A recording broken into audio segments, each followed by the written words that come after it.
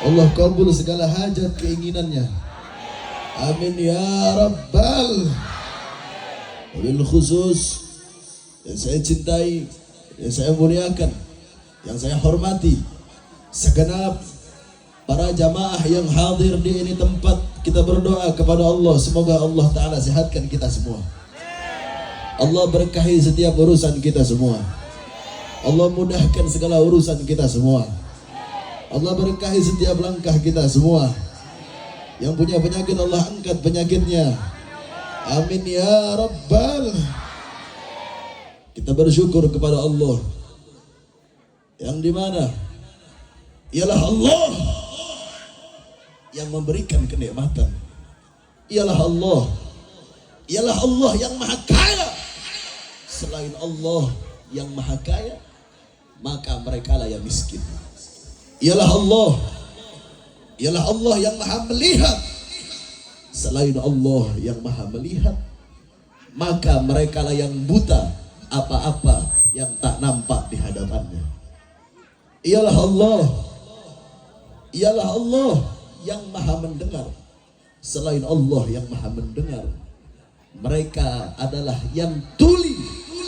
Apapun tidak terdengar dengan apa-apa yang tidak ada di sekelilingnya. Ialah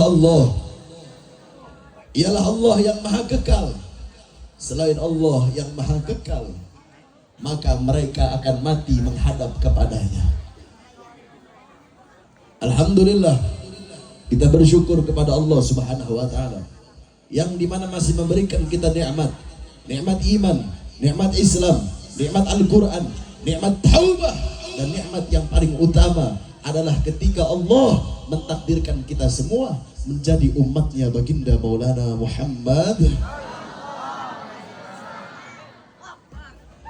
Dan tak lupa pula kita sampaikan kecintaan kita, mahabbah kita, rindu kita kepada sosok manusia yang paling utama, manusia yang paling mulia, manusia yang paling agung, manusia yang tidak ada tandingan kemuliaannya.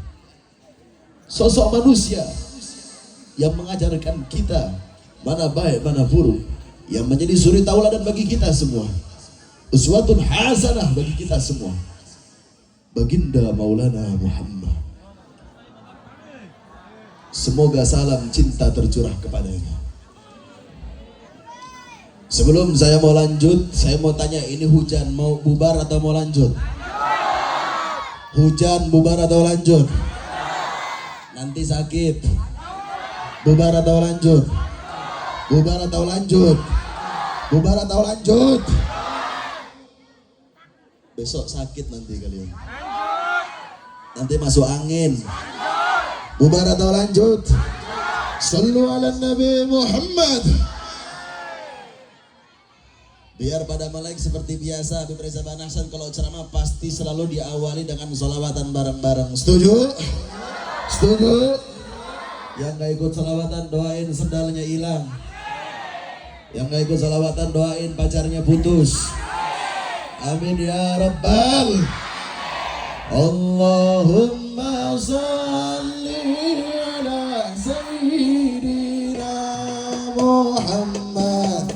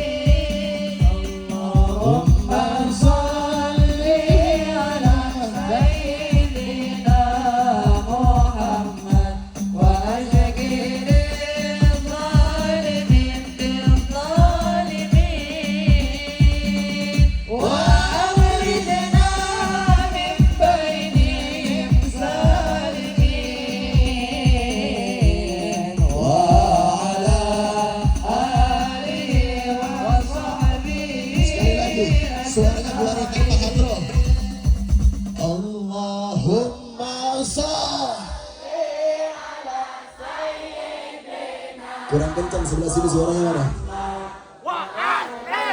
Sebelah sana suaranya mana? Sekali lagi. Allahumma salli ala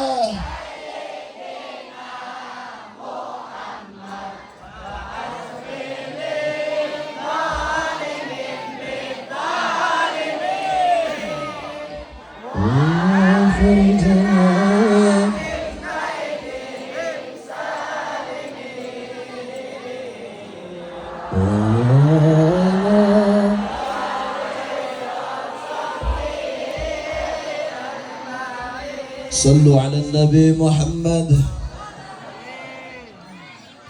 Ini memperingati apa? Isra Mi'raj. Apa? Isra Mi'raj. Isra wal Mi'raj. Sebelum saya membahas tentang peristiwa Isra wal Mi'raj, saya minta dimanapun saya ceramah, selama saya Tanara Banten ini akan selalu saya sampaikan. Dengarkan baik-baik. Sekarang ini di TikTok lagi rame, lagi viral. Solawatan itu dibuat koplo, solawatan itu dibuat jadi mainan, solawatan itu dibuat jadi joget, apa namanya itu kalau yang rusuh itu jogetnya? Hah? Mosing ya? Itu orang-orang goblok gitu. Kenapa saya bilang goblok? Udah tahu itu solawatan, udah tahu itu memuji para ulama, tapi goblok kalau disengaja membuat konten dengan joget-joget apa namanya? Mosing. Nah, itu lagunya yang tadi tuh yang iku.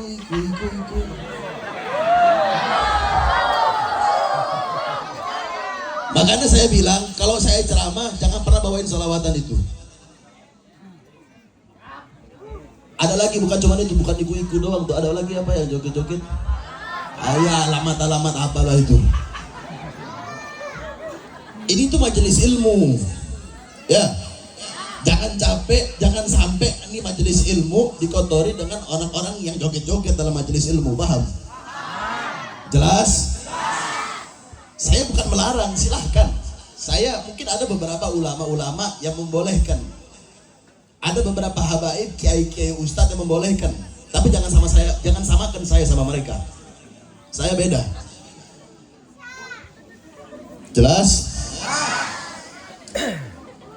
Malam ini adalah peringatan daripada Isra wal Mi'raj.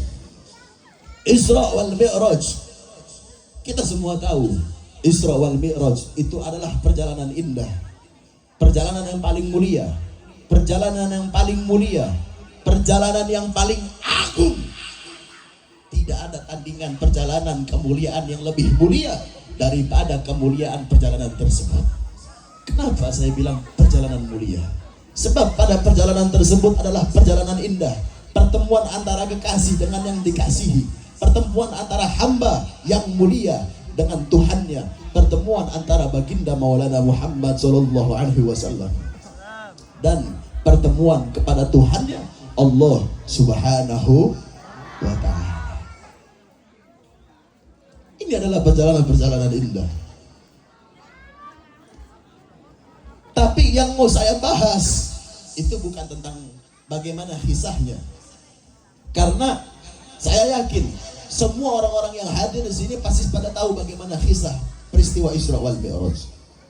Karena setiap Rabiul Akhir itu di setiap pelosok-pelosok daerah, pelosok-pelosok kampung, baik dalam kota besar, kota kecil, daerah-daerah dimanapun, mereka akan mengadakan peristiwa Isra wal Mi'raj. Mereka akan memperingati peringatan Isra wal Mi'raj. Jadi saya yakin semua yang hadir di sini sudah pada tahu bagaimana tentang peristiwa Isra wal Mi'raj. Makanya saya nggak mau menceritakan tentang bagaimana kisahnya, karena saya yakin sudah pada tahu bagaimana peristiwa Isra wal Mi'raj. Isra wal Mi'raj adalah perjalanan Nabi Muhammad dari Masjidil Haram ilal Masjidil wa ila Sidratil Muntaha. Jadi banyak penceramah-penceramah yang menjelaskan bagaimana kisah peristiwa Isra wal Mi'raj. Tapi yang saya mau bahas itu tentang ada perintah apa dalam peristiwa Isra wal Mi'raj. Yani dalam peristiwa Isra wal Mi'raj itu umatnya Nabi Muhammad. Kalau masih pada mau ngobrol, kalau lagi sholawatan bareng-bareng, saya setuju, saya suka. Tapi kalau lagi saya menyampaikan ilmu, kalau masih ada yang ngobrol, saya pulang sekarang.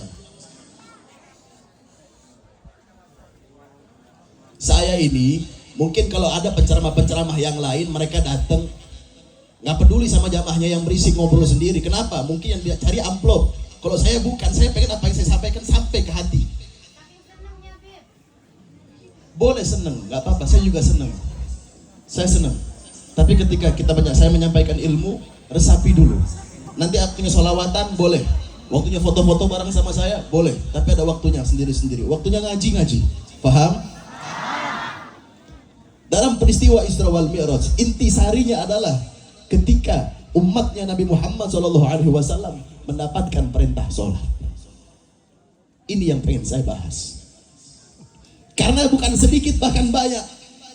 Mereka mengatakan umat Nabi Muhammad. Mereka mengatakan Tuhan mereka Allah. Mereka mengatakan kitab mereka Al-Quran. Mereka mempercayai tentang peristiwa Isra wal Mi'raj. Mereka tahu apa perintah daripada Allah Subhanahu wa Ta'ala. Tapi tidak sedikit, bahkan banyak, cuman sekedar tahu tapi tidak menjalankan perintahnya. Banyak orang melalaikan perintah sholat. Mau saya buktikan? Hah? Di sini ada masjid nggak? Coba yang DKM, ada DKM masjid yang hadir? Atau yang sering rajin sholat di masjid mana? Coba saya pengen tahu. Angkat tangan coba. Hah? Nggak ada. Yang rajin sholat di masjid coba angkat tangan mana? Hah? Ini nggak ada yang angkat tangan ini. Hah? Nggak apa-apa, anak pengen tanya aja. Anak pengen tanya. Siapa yang rajin sholat di masjid? Coba angkat tangan. Coba di masjid di sini paling rame sholat berapa saf jamaahnya? Hah? Berapa saf? Dua saf. Itu paling banyak. Paling banyak. Saya nggak perlu datang ke masjid untuk membuktikan. Cukup dari laporan dari warga-warga sini aja saya sudah tahu. Di sini berarti banyak warga-warga yang jarang datang ke masjid. Betul? Betul? Bahkan bukan cuma nggak datang ke masjid. Banyak di antara mereka yang mengaku umat Nabi Muhammad tapi lebih mementingkan kepentingan perut mereka. Mana buktinya? Dalam hadis dijelaskan, hadis itu adalah perkataan Nabi Muhammad. Hadis itu sesuatu yang disampaikan oleh lisannya Nabi Muhammad. Dalam hadis dikatakan, "Qala Rasul ad-dunya mal'un, mal'unu ma fiha illa zikrullah wa ma'aliman wa muta'alliman." Dunia itu keji, dunia itu hina, wa ma fiha, dan apapun yang ada dalamnya, baik pangkat, jabatan, harta, tahta, apapun yang berada dalam dunia itu hanya bersifat sementara. Illa zikrullah, kecuali orang yang mengingat Allah, wa ma'aliman, dan orang-orang yang alim. Alim, kalau saya jabarin pakai kitab 3 hari nggak selesai. Intinya saja, alim, zuhud, meninggalkan kepentingan dunia demi kepentingan akhirat. Wa muta'alliman, dan orang-orang yang menuntut ilmu. Antara kamu sama saya sama-sama penuntut ilmu. Maksud dari hadis yang saya jelaskan ini apa? Banyak orang lebih mementingkan urusan-urusan dunia daripada mementingkan panggilan-panggilan Allah. Coba saya sebutkan dari kalangan muda sampai kalangan orang-orang dewasa. Baik yang muda, waktu sholat lebih banyak pegang handphone apa datang ke masjid?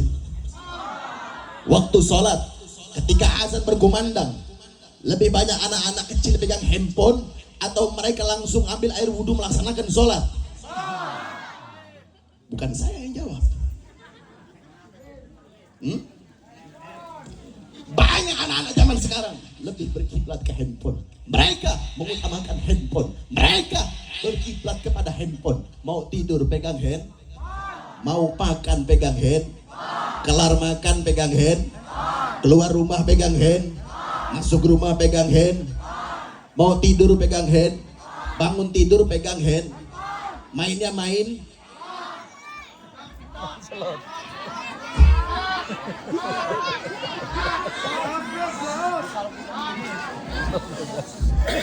Dengarkan, itu dari kalangan-kalangan muda. Banyak mereka mengutamakan handphone. Kalau notifikasi handphone bunyi, seumpama dari pacarnya WA. Ya, kalau pacarnya WA, itu nggak cukup, nggak nyampe 5 menit buka handphone itu orang, bener nggak? Kalau telat sedikit aja, mereka panik. Aduh, nanti pacar saya marah, bagaimana ini? Kok bisa khawatir ditinggalkan pacar tapi tidak khawatir ketika hatinya kehilangan Tuhan di mana? Itu khusus buat kalangan-kalangan muda. Banyak anak-anak muda yang mereka bangga menjadikan sarana-sarana aplikasi mencari ketenaran dengan cara apapun mereka halalkan. Bahkan dengan mengumbarkan aurat pun mereka lakukan. Saya mau tanya, banyak atau tidak? Banyak atau tidak? Banyak atau tidak?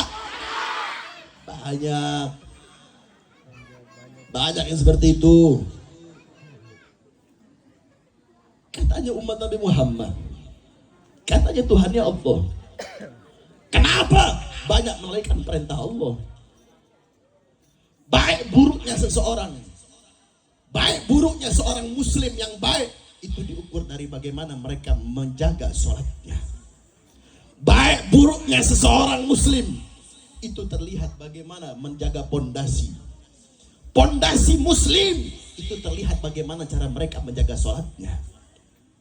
Kalau menjaga pondasi aja dia nggak bisa, bagaimana mau jadi muslim yang baik?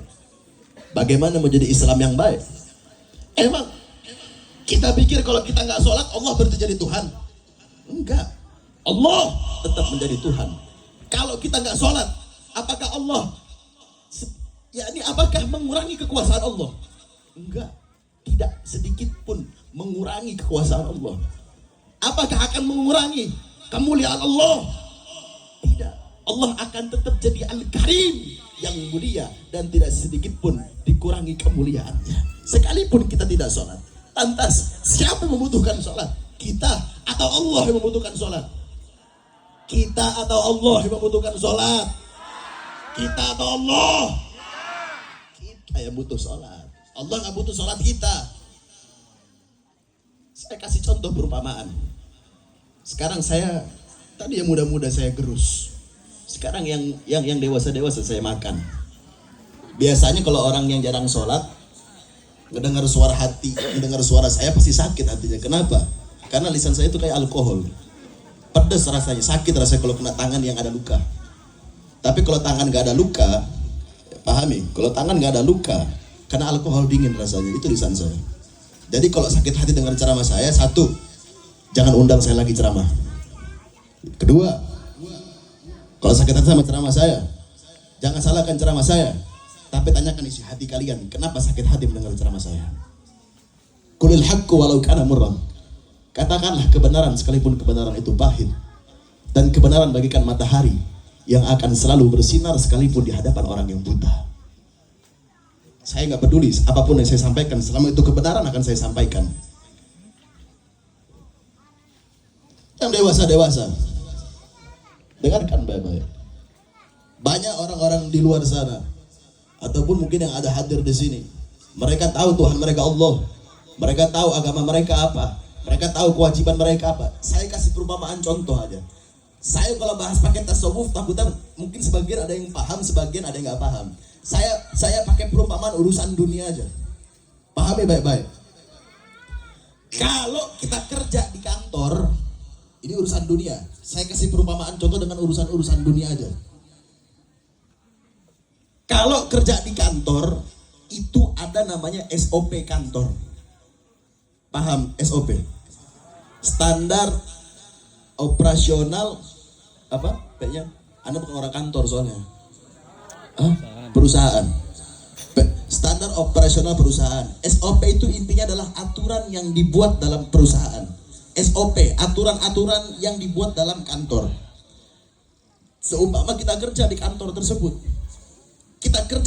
tersebut, kalau kita menjalankan SOP kantor dengan baik, pasti atasan kita akan senang kepada kita. Pasti atasan kita bakal bangga punya karyawan yang menjalankan SOP dengan baik di kantor. Pasti atasannya ketika melihat karyawannya istiqomah melakukan kebaikan, melakukan apa yang dibuat dalam SOP kantor, bisa jadi bahkan diangkat pangkatnya atau dinaikkan gajinya. Jadi diberikan bonus sama atasan mereka. Kalau urusan kantor saja menjalankan SOP, kalian jaga baik-baik, kalian takut melanggar SOP yang dibuat di kantor dengan kekhawatiran kalau sampai melanggar aturan yang dibuat di kantor, kalian khawatir mendapatkan SP, surat peringatan dari kantor, sampai-sampai kalian khawatir dipecat. Kok bisa kalian tidak khawatir ketika kalian tidak menjalankan SOP apa yang dibuat oleh Allah? Yang saya buat SOP kantor, yang saya ceritakan tentang SOP kantor. Tapi ingat, ini bukan tentang SOP kantor. Ini tentang SOP yang dibuat sama Tuhan. Karena saya perhatikan banyak orang-orang mengkhawatirkan sesuatu yang Allah jamin. Rizki, ajal, jodoh, itu sudah Allah atur sebelum kalian dilahirkan. Fulan, kamu tanggal sekian dapat uang sekian. Fulan, kamu nanti dapat rezeki sekian. Tanggal sekian kamu Allah kasih ujian. Saya kasih ujian kepada kamu. Tanggal sekian kamu mendapatkan uang yang banyak. Tanggal sekian kamu dikasih ujian lagi. Nanti kamu setelah dapat ujian dari saya, kamu naik pangkat lagi. Walal akhiratu khairul laka minal ula. Akhir itu lebih baik daripada permulaan. Wala saufa yu'tika rabbuka fatardah. Maka Allah akan memberikan kenikmatanmu sehingga engkau merasa puas. Allah pasti memberikan ujian dulu. Allah setelah memberikan ujian memberikan kenikmatan. Itu selalu jadi rentetan hidup. Sama seperti dalam halnya SOP kerja. Kita bersusah payah dulu, bersabar dulu, nanti naik jabatan lagi, terus naik jabatan lagi, akhirnya mendapatkan gaji yang banyak, gaji yang besar. Itu adalah bagian dari perjuangan kita selama menjalankan SOP di kantor. Tapi ini bukan tentang SOP kantor. Ini SOP Tuhan. Dan banyak orang mengkhawatirkan kehilangan pekerjaan urusan dunia, sedangkan urusan dunia sudah Allah jamin semuanya.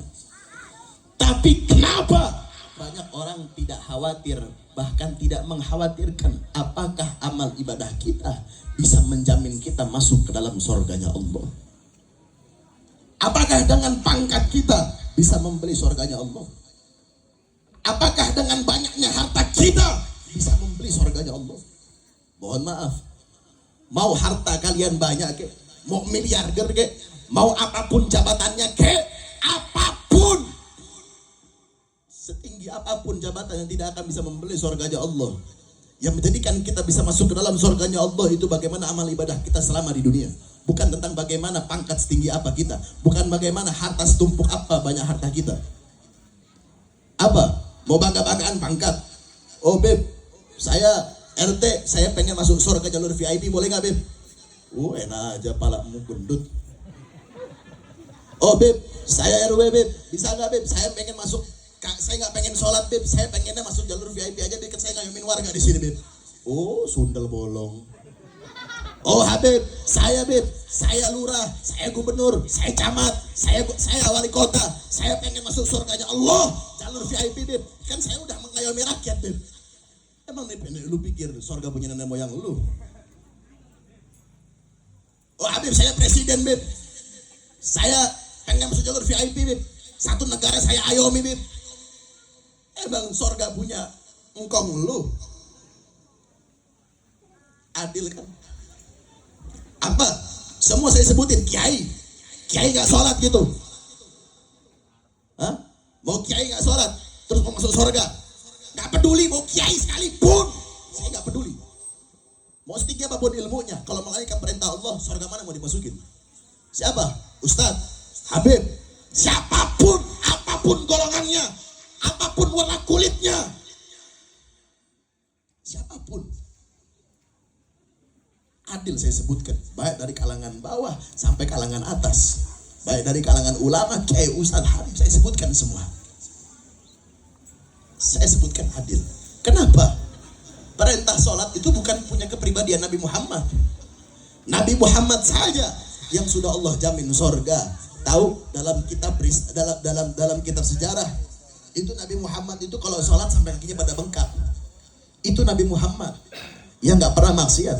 Itu Nabi Muhammad yang Allah jaga kesuciannya. Itu Nabi Muhammad yang Allah titipkan wahyu kepadanya. Itu Nabi Muhammad, manusia yang paling utama, manusia yang paling mulia, manusia yang paling agung, Rasulul Anbiya, penutup dari para nabi. Segitunya Nabi Muhammad sholat. Kita sebagai umat Nabi Muhammad apa? Dosa? Iya. Zina?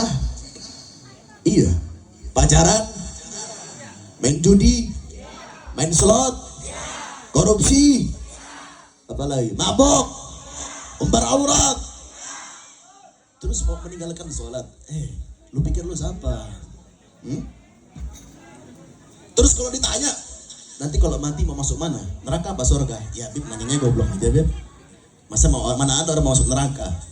Terus yakin amal ibadah kita masuk ke dalam surganya Allah? Hah? Jangan karena Allah memberikan keringanan sampai kita melalaikan. Waktu sholat gak bisa sholat awal waktu, sholat pertengahan waktu. Gak bisa sholat pertengahan waktu, sholat akhir waktu. Gak bisa sholat dalam keadaan berdiri, sholat dalam keadaan duduk. Gak bisa sholat dalam keadaan duduk, sholat dalam keadaan tidur. Gak bisa sholat dalam keadaan tidur. Gunakan sholat dengan cara menggunakan isyarat. Tahu isyarat menggunakan mata. Segitu mudahnya Allah mempermudah. Jangan sampai kalian meninggalkan sholat.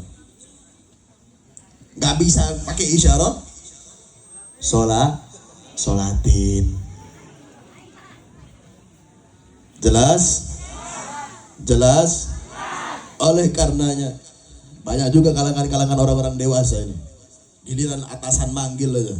Kalau giliran atasan manggil, siap komandan, siap bos, siap pak, siap, serba siap. Tapi kalau Allah manggil di masjid baru komandang, Allahu Akbar, Allahu Akbar, Allahu Akbar, Allahu Akbar.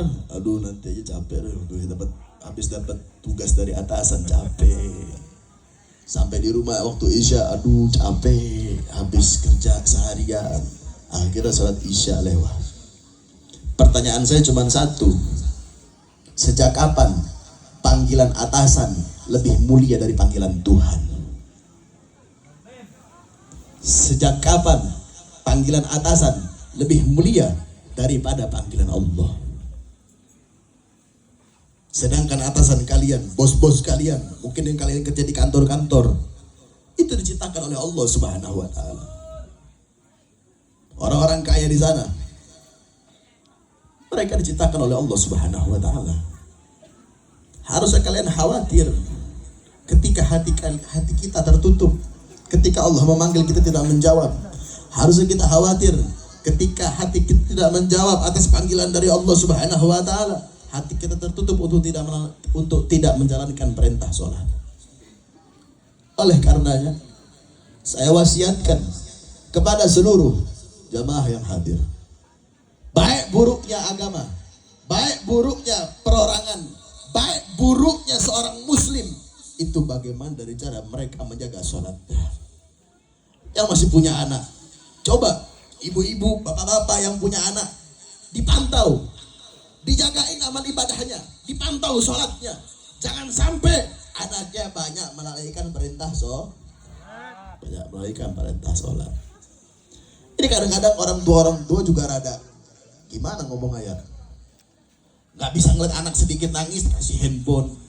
Gak bisa ngeliat anak sedikit mewek, kasih handphone. Gak bisa ngeliat anak rewel sedikit, dikasih handphone. Dimanjain anaknya. Banyak gak? Banyak gak? Banyak. Akhirnya apa? Kiblatnya ke handphone. Jelas? Waktu sholat, nah, gelar sejadah. Panggil anak-anak kalian, suruh dia gelar sejadah. Kalau nggak mau ajarkan sholat ke masjid, suruh dia sholat ke masjid. Bapaknya yang ngajak, ajak bapaknya, berikan contoh sama anaknya. Ayo nak sama ayah, ayo nak sama bapak, sholat ke masjid. Atau lagi ada urusan, bapaknya lagi kerja, ibunya suruh anaknya sholat, jaga sholat anaknya. Allah cuma minta 5 waktu dalam waktu sehari. Anggap satu hari itu 24 jam. Satu hari itu 24 jam. Satu hari Allah cuma minta 5 waktu. Saya ringkas, anggap aja selama 5 waktu dari subuh, zuhur, asar, maghrib, isya, 5 waktu ini ambillah 2 jam. Digabung semua total ambillah 2 jam. Itu udah sama wirid sama zikir. Ambil 2 jam. Karena sholat itu gak mungkin sekali sholat subuh gitu, gak mungkin setengah jam. Atau sholat johor, gak mungkin sejam. Asar, gak mungkin sejam. Paling banter itu paling 40 menit, itu udah sama wirid sama zikir. Ringkes saja, anggaplah ana ringkes jadi 2 jam. Itu udah semua sholat disolatin. Subuh, zuhur, asar, maghrib, isya, udah plus wirid sama zikir. Berarti masih ada waktu 22 jam. Allah memberikan waktu 22 jam untuk kalian mengurusi perut kalian, urusan dunia kalian. Apakah masih kurang 22 jam yang Allah berikan untuk mengurusi isi perut kalian? Sampai-sampai banyak di antara kita melalaikan perintah Allah Subhanahu wa taala. Oleh karena itu saya wasiatkan, ayo anak-anak muda, ayo bapak-bapak, ibu-ibu, semua. Nasihat ini saya berikan bukan cuma untuk kalian. Nasihat ini saya berikan terkhususnya untuk diri saya sendiri sekalipun. Ayo sama-sama jaga sholat kita. Ayo sama-sama kita jaga amal ibadah kita.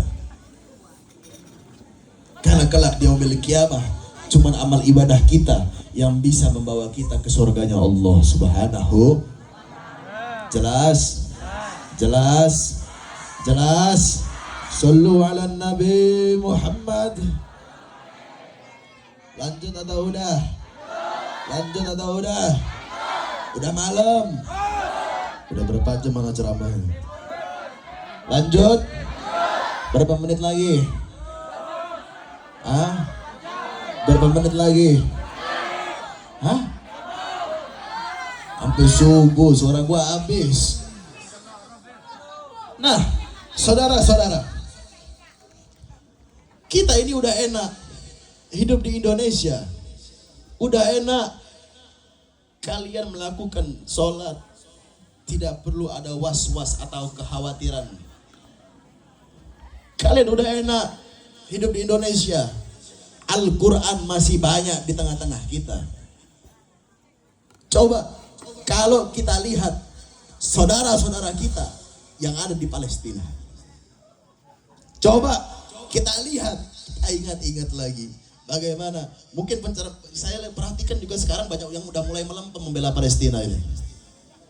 Gara-gara politik pilpres akhirnya lupa sama bagaimana saudara-saudara yang di Palestina, betul? Ini sibuk 01, 02, 03, 01, 02, 03 pilpres dia, aduh sampai lupa kita punya saudara di Palestina ini dalam keadaan susah sekarang. Mau makan mereka susah, mau minum mereka susah.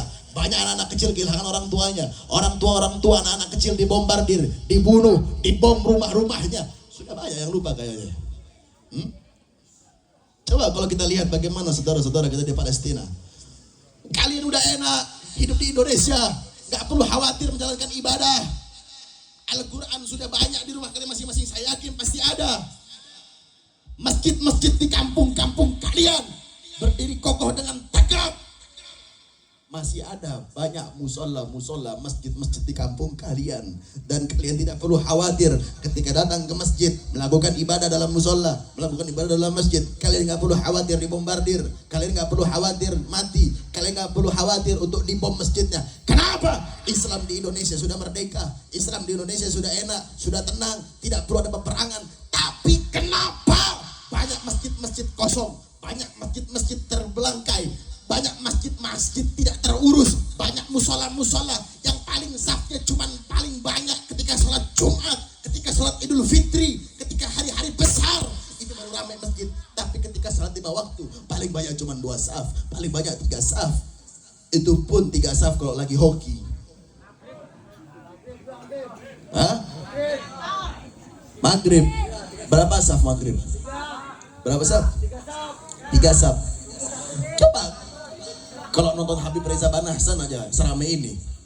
Tapi giliran di masjid aja Allah manggil. Kalian ngelihat pamflet, oh Habib Reza yang ceramah ini, oh semua berbondong-bondong datang. Tapi giliran Allah yang manggil di masjid. Aduh, apa perlu anak yang nyeruin kampung ini supaya anak yang azan biar pada rame masjid? Berarti nanti datang ke masjid bukan karena pengen sholat dong, karena pengen lihat Habib Reza yang ganteng ya.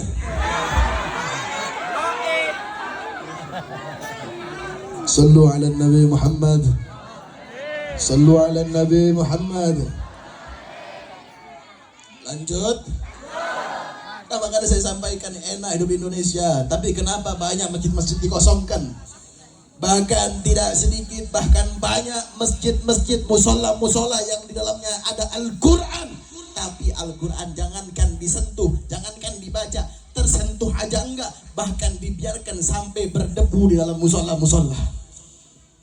Banyak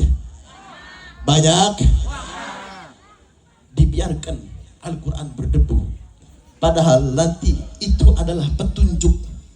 Al-Quran yang kita biarkan berdebu dalam musola-musola, Al-Quran yang kita biarkan berdebu dalam masjid-masjid sampai-sampai tidak terawat, itu adalah kitab-kitab kita yang menjadi pedoman dan petunjuk dalam hidup kita. Tapi banyak orang nggak acuh sama Al-Quran dalam musola. Nggak sedikit, bahkan banyak orang-orang nggak peduli sampai-sampai Al-Quran dalam musola itu berdebu. Makanya saya bilang, coba kalian lihat saudara-saudara kalian yang dari Palestina. Kalian lihat bagaimana perjuangan mereka. Mereka merasakan kekhawatiran, merasakan was-was ketika mereka mau datang ke masjid. Mereka merasakan kekhawatiran. Kenapa? Karena banyak masjid-masjid di sana dibombardir, banyak tempat-tempat ibadah sana mereka di sana, tempat-tempat ibadah mereka di sana dihancurkan oleh siapa? Oleh kaum kafir Zionis Israel. Kalian sudah enak, gak perlu perang, gak perlu khawatir, gak perlu was-was. Tapi kenapa kalian lalaikan masjid kalian di kampung-kampung kalian? Kenapa kalian membiarkan masjid kalian mati cuma paling banyak 5 saf? Oleh karenanya saya wasiatkan kepada seluruh jamaah, sekali lagi saya wasiatkan, jaga sholat kalian, jaga amal ibadah kita. Fir'aun saja yang mengaku sebagai Tuhan tetap mati. Itu Fir'aun yang ngaku Tuhan, tapi Allah ambil nyawanya. Ya kita, Tuhan bukan, Nabi bukan, malaikat bukan, maksiat jalan, dosa iya, jinah iya, judi iya, slot iya, mabok ya, paket lengkap lah pokoknya. Ya, paket lengkap. Tapi jauh dari Allah. Terus surga mana yang mau lu cium? Surga mana yang mau kita cium wanginya? Kan saya sudah bilang, saya perumpamakan SOP kantor. Kita banyak khawatir kehilangan pekerjaan ketika melanggar SOP kantor. Tapi ini bukan tentang SOP kantor. Jelas? Faham? Jelas? Faham? Oleh karenanya, ayo sama-sama sedikit dalam hati kita. Ya Allah, kalau saya nggak sholat, saya mati dalam keadaan tidak sholat, saya tidak menjalankan kewajiban dari Engkau. Ya Allah, saya tahu ini kewajiban dari Engkau, dan saya pengen ketika saya duduk di sini keluar dari majelis ini mendengar ceramah Habib Reza, ada perubahan dalam diri saya, menjadi pribadi yang lebih baik, menjadi pribadi yang makin dekat kepada Allah Subhanahu wa Ta'ala, menjadi pribadi yang takut meninggalkan perintah-perintah dari Allah Subhanahu wa Ta'ala. Amin ya Rabbal, amin ya Rabbal. Nah, kita tutup bab tentang sholat. Karena sekarang sudah mulai banyak orang yang lupa tentang perjuangan saudara-saudara kita di Palestina. Walaupun saya tahu, mungkin kalau FPI saya nggak meragukan FPI ini masih tetap istiqomah mengirim bantuan-bantuan ke Palestina. Tapi tidak sedikit juga, bahkan banyak orang-orang yang lupa karena adanya pilpres ini sampai lupa. Sibuk dengan 01, yang 02, yang 03 jotos-jotosan sama 01 jotos-jotosan sama 02 jotos-jotosan sama 03 01. Aduh kalian ini, ampun. Siapapun presidennya, kalau nggak curang presiden kita satu. Yang kedua, siapapun presiden ini, kalian kalau cari uang tetap kalian sendiri yang cari uang masalahnya. Jadi udah nggak perlu perdebatan lagi, udah sekarang jelas. Udah nggak perlu lagi menjelekan kubu sana, kubu sini, kubu situ ini, kubu situ sana ini. Aduh, jelas. Fokus atau memperbaiki diri. Jadilah orang yang bermanfaat. Yang dipikirkan itu, ya Allah, hari ini saya sudah berbuat baik apa sama orang? Ya Allah, kebaikan apa yang saya sudah buat hari ini? Manfaat apa yang sudah saya buat untuk orang-orang sekeliling saya? Manfaat apa yang telah saya perbuat untuk orang-orang terdekat saya? Manfaat apa yang sudah saya buat terhadap orang-orang yang membenci saya? Dalam hadis dikatakan, "Qala Rasul khairun nas anfa'hum linnas." Sebaik-baiknya manusia adalah mereka yang manfaat, yang baik, yang berguna bagi banyak manusia. Itu yang harus dipikirkan. Kebaikan apa yang telah kita lakukan? Manfaat apa yang telah kita berikan? Apa yang telah kita perjuangkan? Itu yang dipikirkan. Kebaikan apa yang telah kita lakukan hari ini? Karena amal ibadah itu nanti yang kelak jadi tabungan kalian di yaumil qiyamah.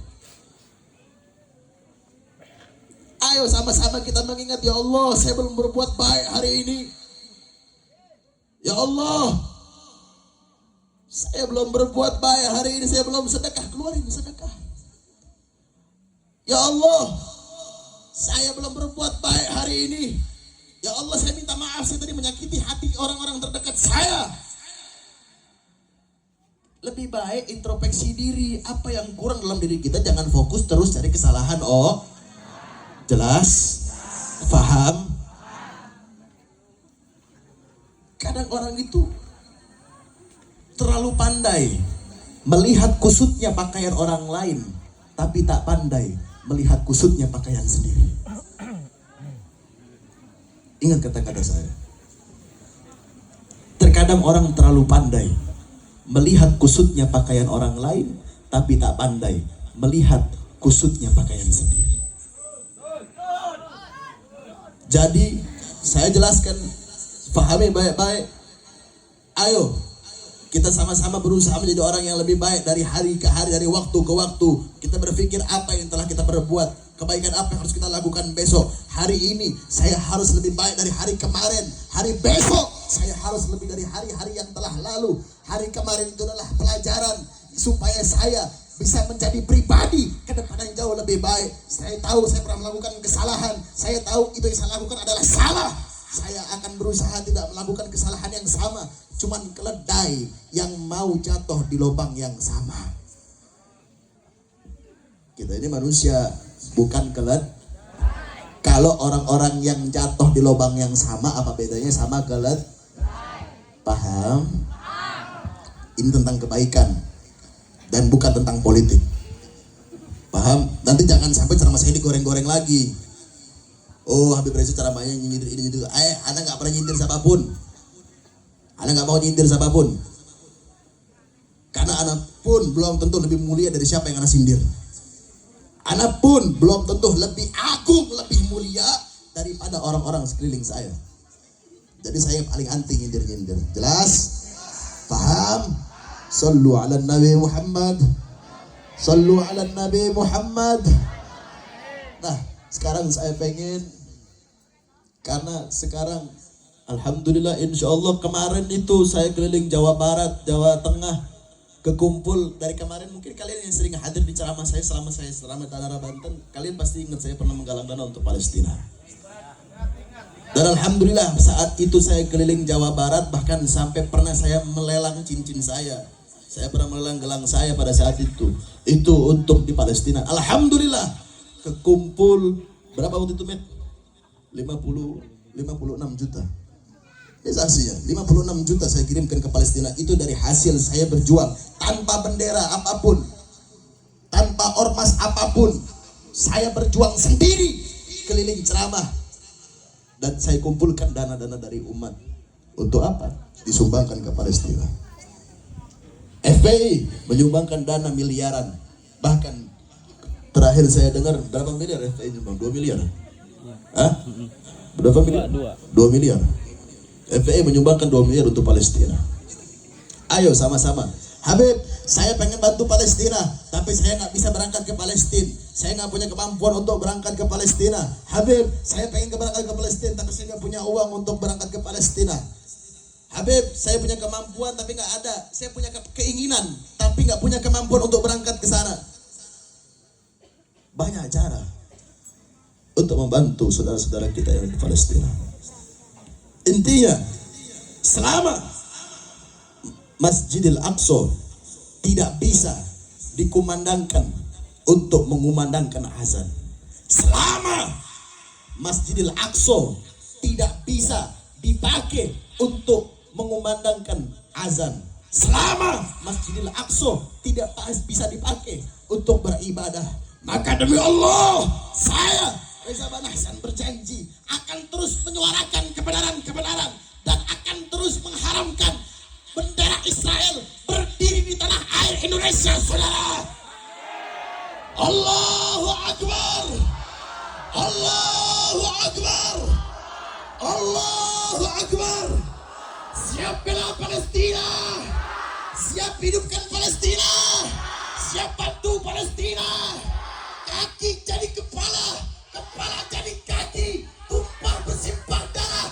Kami umat Islam Indonesia tidak akan pernah redup dalam membela bangsa yang ada di Palestina, saudara. Allahu Akbar, Allahu Akbar, Allahu Akbar. Sallu ala Nabi Muhammad. Saya tanya, kalau ada bendera Israel berdiri tanah air Indonesia, siap hancurkan? Siap hancurkan? Kalau ada bendera Israel berdiri di tanah air Indonesia, siap lawan? Siap hancurkan? Siap mati demi Palestina? Siap berdarah demi Palestina? Siap hancur demi Palestina? Allahu Akbar, Allahu Akbar, Allahu Akbar. Sallu ala Nabi Muhammad. Dan ini saya pesankan kepada seluruh pemimpin-pemimpin, pemuka-pemuka Islam dunia, dimanapun kalian berada. Selama bendera Israel ada di tanah kalian, hancurkan. Dan ini saya wasiatkan bukan cuma terkhusus umat Islam. Saya wasiatkan ini kepada ras apapun, warna kulit apapun, agama apapun. Ini bukan lagi tentang agama, tapi ini tentang siapa yang punya hati dalam kemanusiaan. Ini bukan lagi tentang agama, tapi ini tentang siapa yang jadi manusia. Saya ini orangnya toleransi. Saya ini kalau bergaul sama siapapun, bahkan saya punya murid aja ada yang ateis, 5 tahun setengah ikut saya. Ini kalian melihat toleransi saya. Saya sama agama apapun gak pernah jadi musuh. Agama apapun, warna kulit apapun gak pernah jadi musuh. Itu toleransi saya. Bahkan ini namanya Bung Riki. Bung Riki ini saya punya pengawal, ini agamanya Nasrani. Tapi lihat bagaimana kecintaan dia kepada saya, dan bagaimana toleransi saya kepada dia, bagaimana kecintaan saya kepada dia. Jadi saya bukan radikal. Saya ini toleransi dalam agama apapun, tapi saya tidak toleransi kepada siapapun yang menindas dan mengambil hak-hak manusia. Saya tidak akan toleransi kepada siapapun yang merampas hak-hak manusia. Dan suara saya akan menjadi neraka bagi mereka yang berani mengambil hak-hak manusia, mengambil hak-hak rakyat. Suara saya akan jadi panah, suara saya akan jadi bara api yang akan membuat mereka ketakutan, ketar-ketir, yang akan membuat mereka kekhawatiran dan was-was dengan suara-suara kebenaran yang saya keluarkan. Suara saya yang keluarkan akan menjadi neraka, akan menjadi neraka dan menjadi panah bagi mereka yang berusaha menindas, mengambil, merampas hak-hak rakyat. Jelas? Sallu ala Nabi Muhammad. Nah, Habib, saya nggak punya kemampuan, tapi saya punya keinginan untuk membantu. Mulai detik ini, kemarin kumpul 56 juta, alhamdulillah. Dan saya mulai hari ini akan mulai lagi membantu penggalangan dana untuk saudara-saudara kita di Palestina. Kalau untuk urusan dunia kita nggak pelit, apalagi kalau urusan main slot, ya. Kalau main slot aja nggak pelit, sekali deposit 200.000, 300.000. Kalau deposit 50.000. Masa iya untuk ngebantu saudara-saudara di Palestina ngeluarin duit 2.000-an yang lecek? Jelas? Sallu ala Nabi Muhammad. Tadi saya sholawatan, saya tolong sama panitia. Nanti untuk muter, siapkan hati terbaik kalian. Ini bukan tentang sedekah, tapi tentang hati nurani kita. Jelas? Sallu ala Nabi Muhammad. Assalamu alaikum.